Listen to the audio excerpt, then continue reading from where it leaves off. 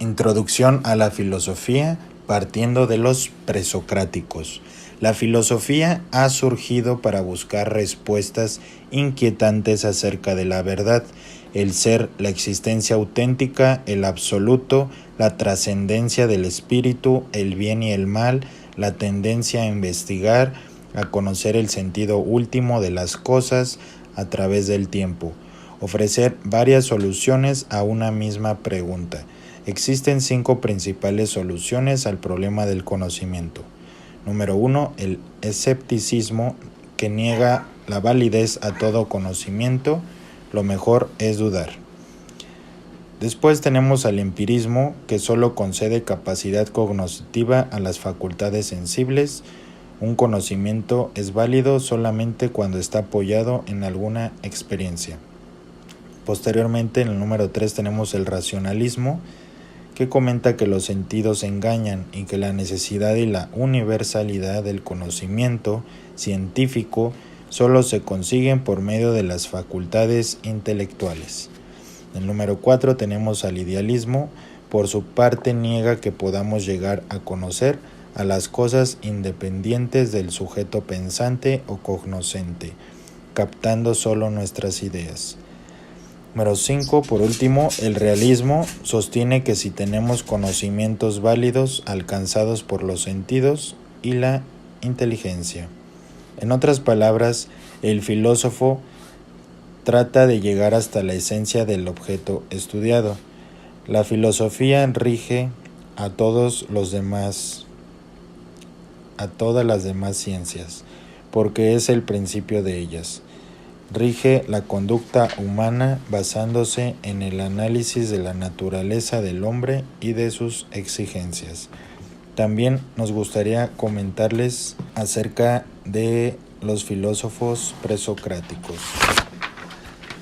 En el siglo VII a.C., donde nace el primer filósofo griego llamado Tales de Mileto, continuando con los filósofos jónicos Anaximandro y Anaxímenes, que explicaron el arge, constitutivo fundamental del universo.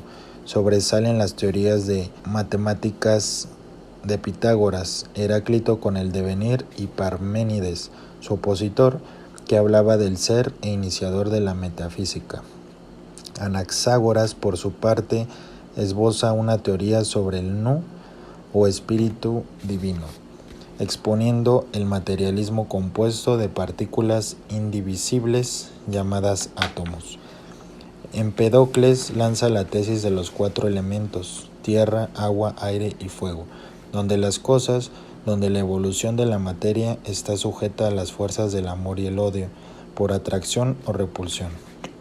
Por otro lado, se tiene a los sofistas de Parménides, Calícles y Gorgias, que hablaban de la dialéctica y plantean el relativismo como postura filosófica, siendo Sócrates maestro de Platón, el pensador de que la muerte era el inicio de una nueva vida, de tipo espiritual, llena de felicidad. Hablaba del método mayéutica, que significa parto espiritual, comparándose con su madre en el sentido de que no enseñaba, sino hacía que sus discípulos reflexionaran por sí mismos con la ayuda del maestro. Comenzaba afirmando: solo sé que no sé nada, para luego burlarse del interlocutor por su método de hacer preguntas que lo conducían por el camino de la verdad. Se le conoce como el fundador de la ética, con la exclamación de «conócete a ti mismo», para llamar la atención sobre la importancia del conocimiento personal en contraposición al conocimiento del mundo externo. Fue condenado a muerte más tarde, acusado de corromper a la juventud y de no creer en los dioses de la ciudad. En la Apología de Sócrates, escrita por Platón, se relataron los detalles del proceso y muerte de Sócrates, el cual prefería la muerte al fugarse de la cárcel e ir en contra de las leyes. Con esto culmina el movimiento filosófico de Atenas, que culmina en los siglos IV y V. Sócrates, Platón y Aristóteles formaron el triunvirato de la filosofía griega.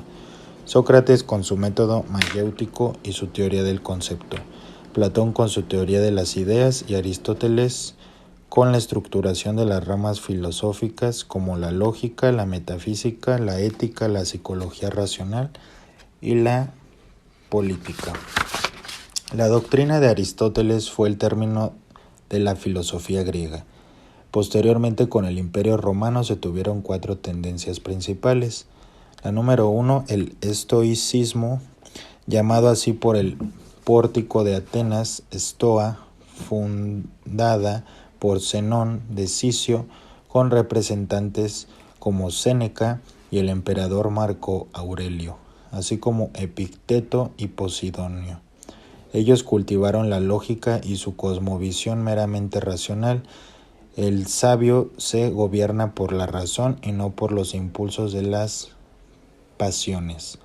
La razón debe llevar al hombre a una adecuación con su propia naturaleza y con la naturaleza del cosmos, adquiriendo virtudes, llegando a la felicidad.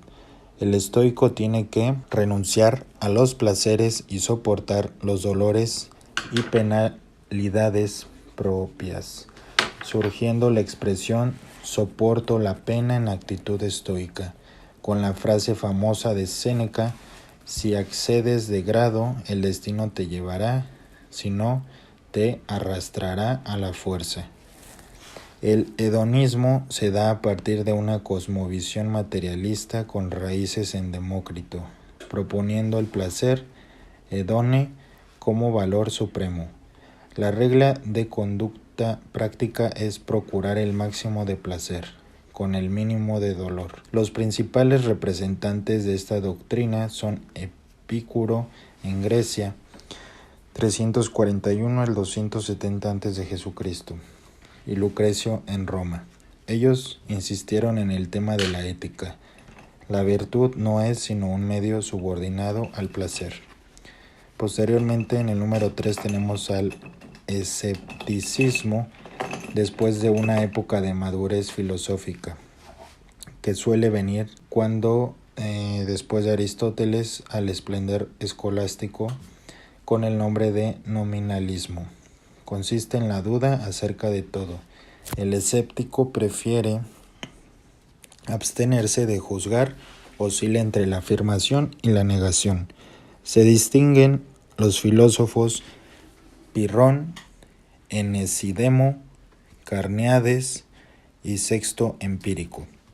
Los escépticos rechazan que podamos alcanzar la verdad, bajo el argumento del dialelo, que para aceptar algo habría que demostrarlo previamente.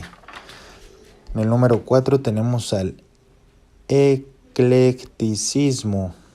Puede tomarse en 2 sentidos, uno aceptable y el otro inaceptable.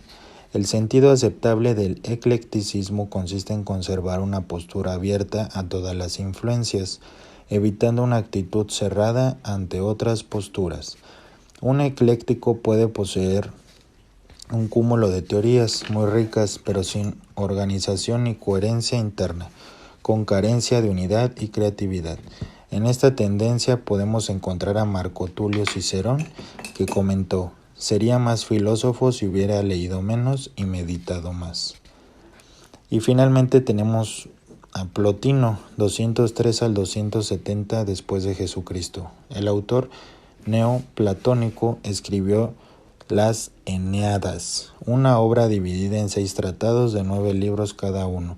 El principio de todo es lo uno, especie de Dios del que emanan todas las cosas, pero completamente trascendente al mundo y al hombre. De él no se puede afirmar nada, es incognoscible e inexpresable. Por emanación de lo uno surgen 3 tipos de entes, en sucesivas cascadas de valor inferior, tales como la inteligencia o no, el alma y la materia. La inteligencia contiene las ideas y de ella surge el alma. El mundo está compuesto por esta tríada. En un nivel inferior está la materia, último resultado de la emanación divina y raíz de todos los males. El hombre debe ascender por esta escala hasta identificarse con Dios. Por último se encuentra Porfirio, discípulo de Plotino, por su Isagoge, Introducción a las categorías de Aristóteles, en donde planteaba el problema de los universales.